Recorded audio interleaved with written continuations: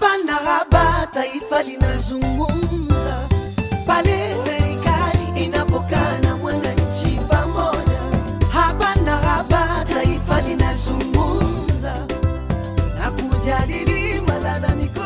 Hujambo msikilizaji, karibu sana kwa mara nyingine katika makala hii ya Haba na Haba ya idhaa ya Kiswahili ya BBC. Makala inayoangazia dhana utawala bora nchini Tanzania.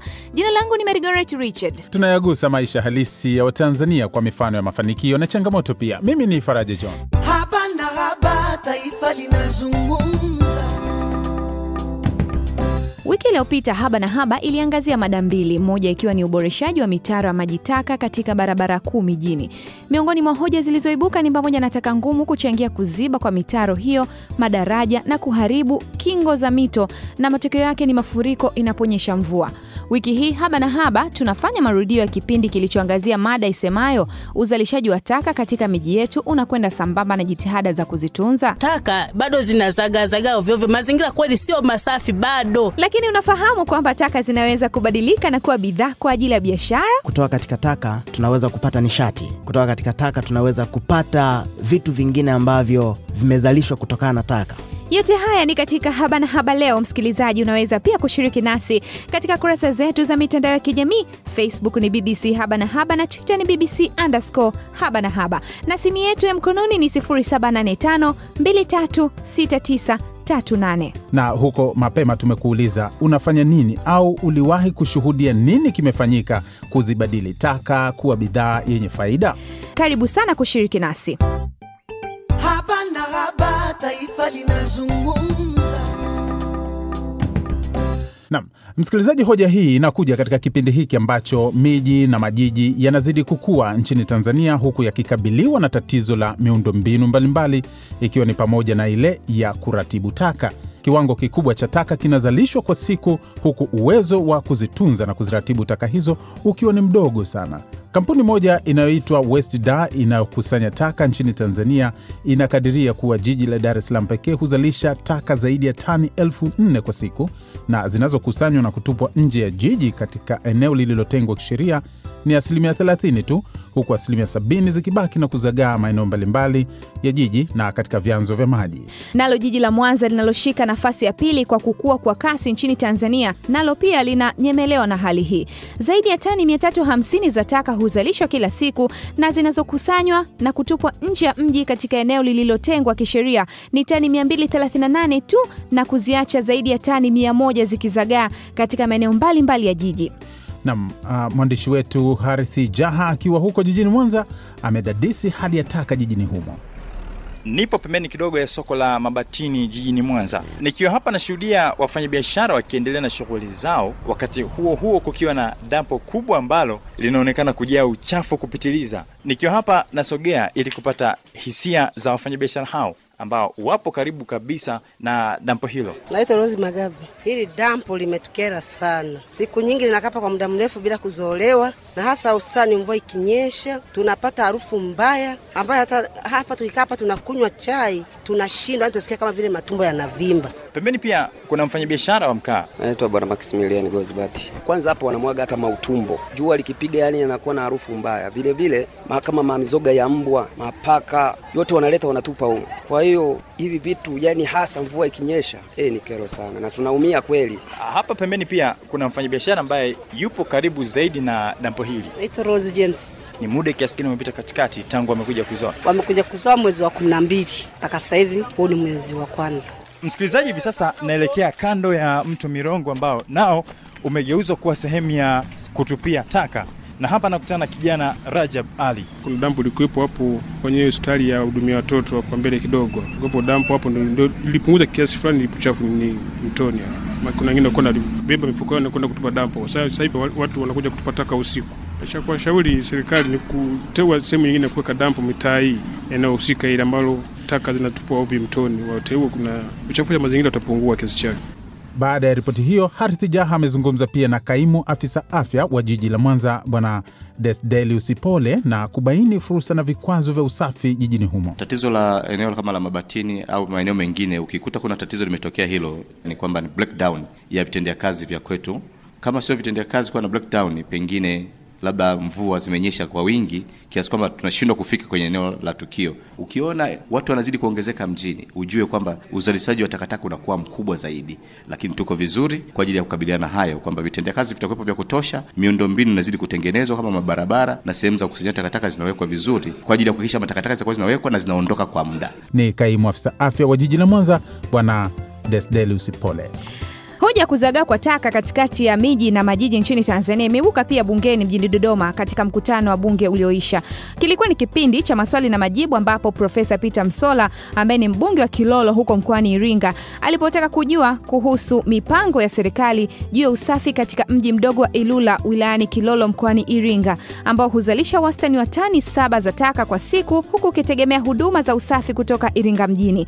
Katika majibu yake, naibu waziri ofisi ya waziri mkuu tawala za mikoa na serikali za mitaa Kassim Majaliwa ameliambia bunge kwamba mji huo sasa una mipango ya ununuzi wa gari la taka lenye thamani ya shilingi milioni 300 na kwamba halmashauri nyingine zinapaswa kuiga mfano huo. Mheshimiwa Spika, naomba kutumia fursa hii kuzikumbusha halmashauri zote nchini kuhakikisha kuwa swala la ununuzi wa vifaa vya usafi linapewa kipaumbele katika bajeti zao, yakiwemo magari ya kuzoa taka ili kuweka miji yetu katika hali ya usafi wakati wote. Kauli ya naibu waziri Kassim Majaliwa imepokelewa kwa mashaka na mwenyekiti wa kambi ya upinzani Freeman Mbowe. Katika majibu aliyotoa naibu mheshimiwa waziri hapa, anazishauri halmashauri zitenge fedha za kutosha kwa ajili ya kuweka huduma za taka katika maeneo yake. Na waziri anatoa maelekezo hayo wakati akijua kabisa halmashauri hazina uwezo huo na kwamba hali ya miji katika nchi hii ni mbaya sana kwa sababu uchafu umekuwa ni sehemu ya maisha ya Watanzania. Ni kwa nini serikali isiweke commitment? Hasa serikali kitambua kwamba taka ambazo unaziona ni uchafu zinaweza kuwa mali. Na katika nchi hii hakuna sheria inayoruhusu masuala ya recycling ambapo labda pengine wakandarasi binafsi wanaruhusiwa kurecycle taka na kuzigeuza kuwa mali. Serikali kupitia TAMISEMI ioni sasa ni wakati mwafaka wa kutengeneza sheria maalum itakayoruhusu recycling ili wakandarasi binafsi waweze kuruhusiwa kuzitumia taka hizi kuweza kuzizalisha kuwa ni mali. Hata hivyo, waziri wa mazingira Engineer Benlith Mahenge anashikilia msimamo kwamba ni wajibu wa halmashauri kuwa na mipango endelevu ya usafi wa miji. Jibu la kwanza lipo kwenye sheria ya mazingira ya mwaka 2004 ambayo inaelekeza kwenye sura ya 191 kwamba kila halmashauri ihakikishe inaingiza kwenye mipango yake masuala ya usafi wa mazingira na usimamizi wa shughuli zote za mazingira katika mipango yake ya maendeleo kama inavyoweka mikakati ya kilimo, mifugo, maji, mazingira. Ni sawa kabisa na hiyo la kwanza. Lakini sehemu ya pili, Mheshimiwa Spika, hakuna anayezuia shughuli za recycling kufanywa. Na sasa hivi tuna kiwanda kipo Mwanza ambacho kinafanya recycling ya mifuko ya plastiki. Wanatengeneza meza za kusomea wanafunzi shuleni, wanatengeneza mifuniko ya kwenye sehemu za maji machafu. Kwa hiyo inaruhusiwa, kama wapo tuletewe. Haba na haba, taifa linazungumza. Mada hii pia tumeiweka katika kurasa zetu za mitandao ya kijamii. Facebook ni BBC Haba na Haba na Twitter ni BBC_Haba na Haba.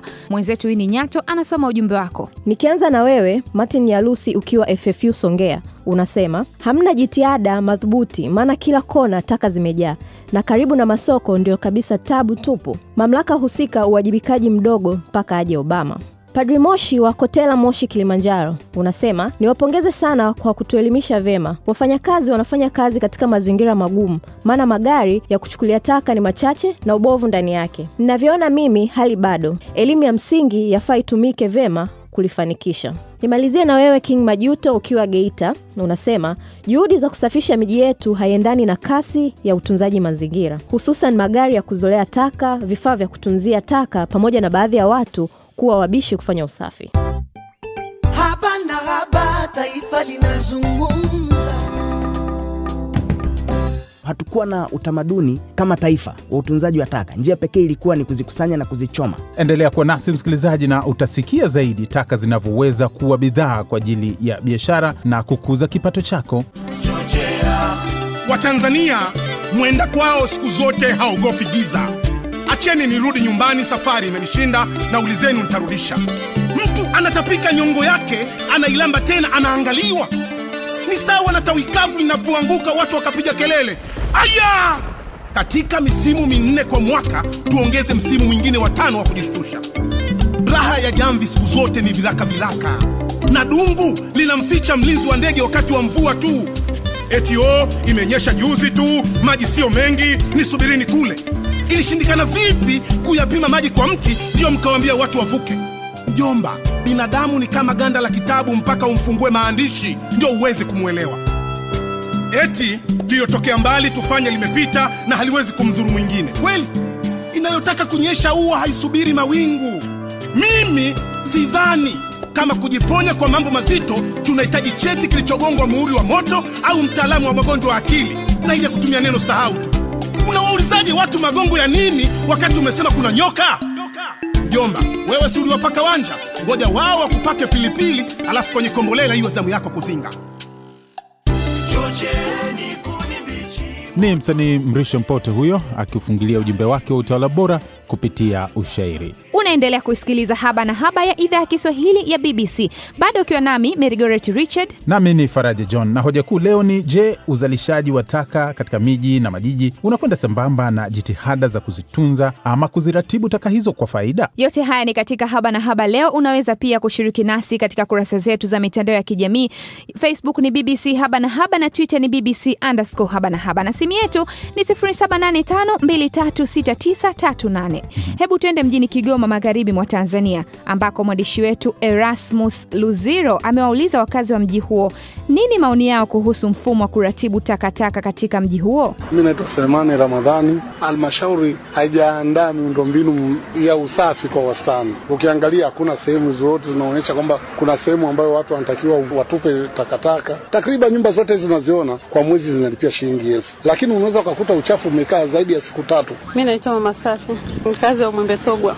Hali ya mji wa Kigoma kidogo usafi unaridhisha, lakini sio sana, kwa sababu kuna sehemu zingine ukipita unakuta mazingira sio mazuri, wamerundika uchafu au uzoi kwa wakati unaotakiwa. Ni wakazi hao wa mji wa Kigoma na maoni yao juu ya usafi wa mji wao.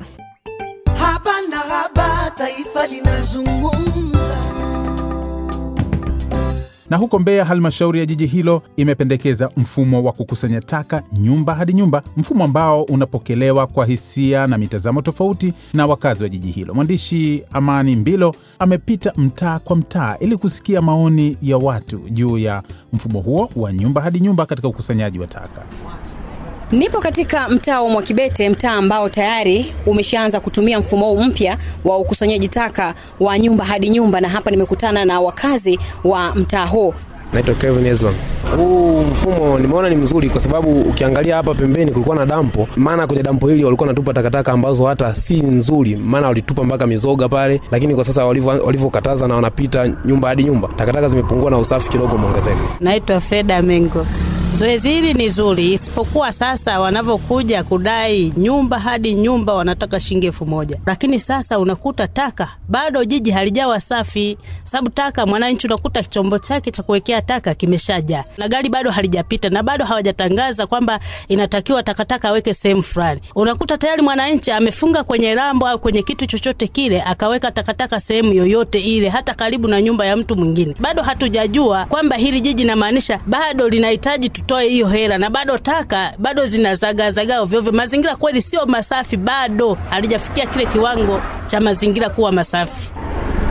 Nipo sasa katika mtaa wa Yela, na hapa nimekutana na wakazi wa mtaa huu wa Yela, na lengo lilikuwa kutaka kujua tu kwamba kama wakazi wa mtaa huu mfumo huu au mpango huu wa ukusanyaji wa taka nyumba hadi nyumba wao wanauonaje. Naitwa Emmanuel Manjoba. Changamoto ipo sababu unakuta wanaorudika takataka sio kwamba labda ni mtu ambaye unamfahamu. Mtu anaweza katoka usiku akarusha takataka barabarani. Kwa unakuta hii inakuwa ni kero kubwa moja, na changamoto kubwa kwa kila mkazi anaishi maeneo hapa. Hilo ni la kwanza. La pili, unakuta labda ni muda ambapo mvua zinanyesha kwa wingi katika jiji la Mbeya. Unakuta zile takataka zinasambaa sehemu moja kwenda sehemu nyingine. Na mbali na hapo pia unakuta labda hawaji kuchukua takataka kwa wakati. Na hilo naona ni shida kubwa sana. Unakuta takataka zinakaa muda mrefu hazikutolewa kwa wakati. Ukiwasikia wakazi wa jiji la Mbeya pamoja na kukubali mfumo huo wa ukusanyaji taka nyumba kwa nyumba, lakini wako ambao bado wanadhani kuna udhaifu mahali fulani. Na hasa wanapogusa swala la magari kukawia kuzichukua taka, na matokeo yake taka zinabadilika kuwa kero. Na hili ndilo mwandishi wetu huko Amani Mbilo akalipeleka kwa mkurugenzi wa jiji la Mbeya, Bwana Musa Zugiza. kwa kipindi hiki vifaa havitoshi vya kushughulikia kuchukua taka, kwa maana magari yale na vifaa vingine. Tunatarajia mwezi wa 5 buckets za kuwekea takataka, yale mabakuli makubwa yale, zitakuwa tumeshayapata 100 na magari mapya 5. Kwa maana hiyo inatokea kweli kwamba bahati mbaya magari yetu mengine ni chakavu kwa zaidi ya miaka 20 yaliyoko hapo. Kwa hiyo wakati mwingine inapotokea tu uharibifu pale, breakdown au service, inakuwa imedisturb. Lakini kutokana na hilo, nadhani wadau mbalimbali ambao tunashirikiana nao, kwa maana vikundi vya kijamii, tumekaa sasa na kupanga ratiba ambayo itakayotoa nafasi kwa magari yale kufanya service ile. Ni mkurugenzi wa jiji la Mbeya Bwana Musa Zugiza. Haba na haba, taifa linazungumza. Wakati juhudi nyingi zikionekana kuwekwa katika ukusanyaji na utupaji wa taka, lakini mtazamo mpya wa kijasiriamali ni kwamba taka zinaweza kuwa bidhaa. Hiki ndicho pia tumewauliza wasikilizaji wetu katika kurasa zetu za mitandao ya kijamii, kama kuna jambo ambalo wanaweza kulishuhudia kwetu kwamba ni wakati gani taka zimekuwa bidhaa. Na kuhusu hili nimezungumza na mmoja wa maafisa wa kampuni moja iitwayo Recycler ya jijini Dar es Salaam ya kukusanya na kuuza taka, Bwana Philip Steven, ambaye anaamini kwamba taka zinaweza kuongezeka thamani badala ya kuonekana kama uchafu na kero kwa mazingira ikiwa zitatunzwa vizuri badala ya kutupwa. Ninachomaanisha hapa, hizi takataka zinapotupwa au watumiaji wanapomaliza haja zao na kusababisha yale mabaki kuwa takataka, hawazitunzi vizuri. Na mtu ambaye anaenda kuzichukua kuzipeleka labda kwa wanunuzi ama viwandani, ni lazima awe na namna ya kuzikusanya katika ubora wake. Mfano, unapopeleka labda chupa, haitakiwi kuwa na michanga. Unapopeleka karatasi, haitakiwi kuwa imeloa. Hivi ni vitu ambavyo watu wanahitaji kuvifahamu. Unapoweza kuzitenganisha hivi na kupeleka kwa mnunuzi, taka zako zinakuwa na thamani. Unapokuwa umezichanganya, anakupa bei ya chini. Kwa hiyo ndio ninavyosema kwamba lazima zionekane kwamba ni taka bora. Lakini hapa tunavyoona ni kwamba taka zinachanganywa, vitu vyote vinavyooza, vyote viko pamoja hivi namna hii, na zinatupwa kwenye magari na kwenda kuwekwa dampo. Huo mfumo unaotazamaji, kwanza una madhara makubwa. Kwa sababu kwanza unapeleka katika dampo au ile sehemu ya kutupa takataka vitu ambavyo wakati mwingine haviwezi kuoza hata kwa zaidi ya miaka 100. Kwa hiyo tungekuwa na namna ambayo ingeweza tukapeleka katika jamii, namna ambapo watu wanaweza kuwa na mahali ambapo labda taka za aina moja zinawekwa mahali pake, taka za aina fulani zinawekwa mahali pake. Hii ingeweza kusaidia kuepuka mchanganyiko wa taka zote kurundikana mahali pamoja. Umesema mnauza taka, tuna soko la kutosha kwa Tanzania? Naweza kusema soko lipo, ingawa si kubwa sana. Wanunuzi ni wachache, kwa sababu hiyo pia inafanya gharama ya taka zisiwe kubwa sana. Sisi tunafikiri wazalishaji wakubwa wa taka wangekuwa na namna ya wao pia kuhusika katika hizi taka. Wahusike kwa namna gani? Kama viwanda, makampuni hivi. Ndio, wangehusika kwa namna, kwanza wangekuwa na serikali ingewawezesha hawa au kutoa agizo la kuchangia gharama za ukusanyaji taka, kwa sababu wao ni sehemu kubwa ya hizi takataka tunazoziona. Kwa mwananchi anayetusikiliza kwa sasa, apate picha gani? Anaweza kupata kiasi gani cha fedha kwa kiasi gani cha taka ambazo amezitunza vizuri? Kwa mfano, chupa za plastiki, wanunuzi wananunua kwa shilingi 200, na ambaye ananunua kwa gari ananunua kwa 250, na mara chache zinafika 300 kwa kilo. Vyuma vinaweza kufika mpaka 500 kwa tani moja. Nylon gharama zake pia ni kubwa, ingawa ukusanyaji pia ni mgumu kwa sababu ni nyepesi sana. Na makaratasi gharama yake ni kama 200 hivi kwa kilo. Maboksi yanaweza kufika shilingi 50, wakati mwingine hadi nacheza kati ya 50 na 45. Kwa hiyo kadri ambavyo mtu anakusanya taka nyingi, anajipa uwezo mkubwa wa kujipatia kipato. Ni Bwana Philip Steven kutoka kampuni ya kukusanya na kuuza taka jijini Dar es Salaam. Mary, umesikia fursa hiyo? Nini kitatokea ikiwa taka zimepanda thamani? Purukushana kugombania taka.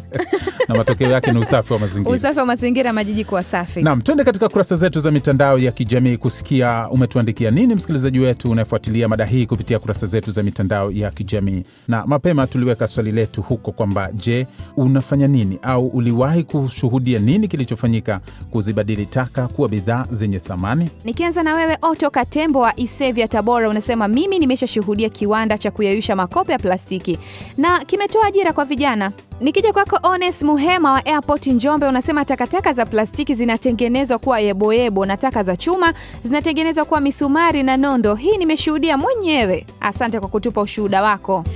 Nimalize na wewe Hamisi Israel kutoka Mazae Mpwapwa, unasema sijawahi kushuhudia uchafu kitengeneza bidhaa, ila huwa naona ukinunuliwa huo uchafu. Sasa baada ya kununuliwa nini hutokea?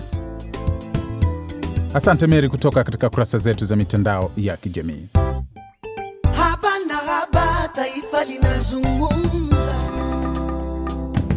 Ofisi ya Waziri Mkuu, Tawala za Mikoa na Serikali za Mitaa ndiyo yenye dhamana ya kusimamia utendaji wa halmashauri zote nchini, ambazo ndizo zenye wajibu wa kusimamia swala zima la usafi na kuweka mifumo ya kuratibu taka katika halmashauri zetu.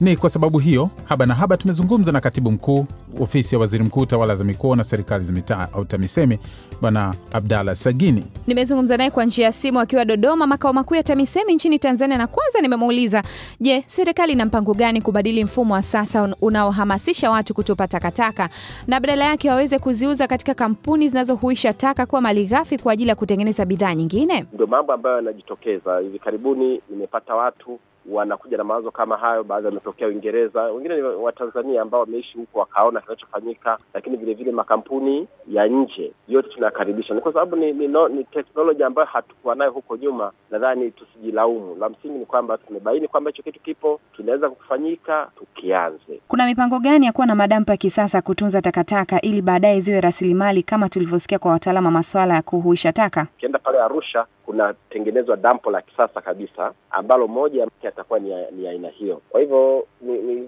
tumechelewa dadangu, naweza nikakiri, lakini dhamira ya kwenda huko na kusema ipo. Mimi mwenyewe nilisafiri, niliwahi kufanya safari kwenda South Korea, niliona kitu cha namna hiyo. Kwa hiyo unachokisema kwa kweli ni jambo la msingi ambalo tunalizingatia. Halmashauri zina jukumu la kusimamia zoezi la kuratibu takataka kwa kuwa na vifaa pamoja na kuweka utaratibu.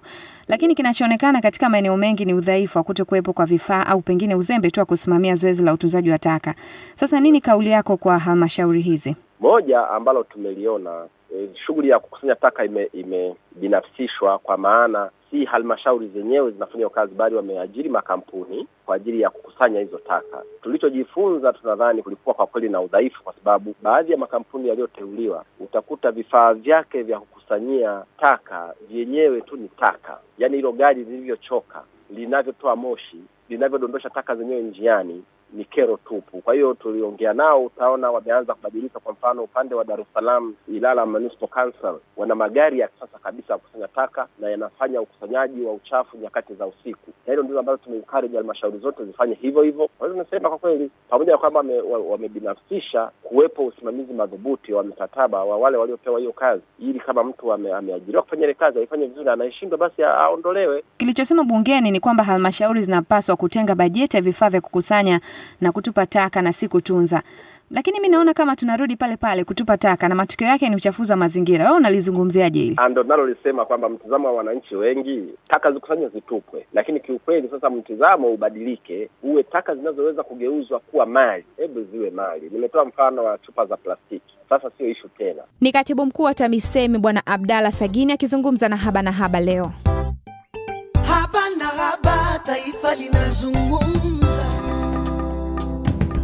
Tukiwa tunaelekea ukingoni mwa makala hii ya Haba na Haba, ambapo leo tumerudia kipindi kilichoangazia uzalishaji wa taka katika miji unavyopaswa kwenda sambamba na jitihada za kuzitunza. Ni utamaduni wetu kukukumbusha mada ya wiki iliyopita, ambapo tuliangazia mada mbili, moja ikiwa ni Kiswahili kutumika kama lugha kufundishia italeta fursa au changamoto gani, lakini pia tuliangazia uboreshaji wa mifumo ya maji taka katika barabara kuu mijini.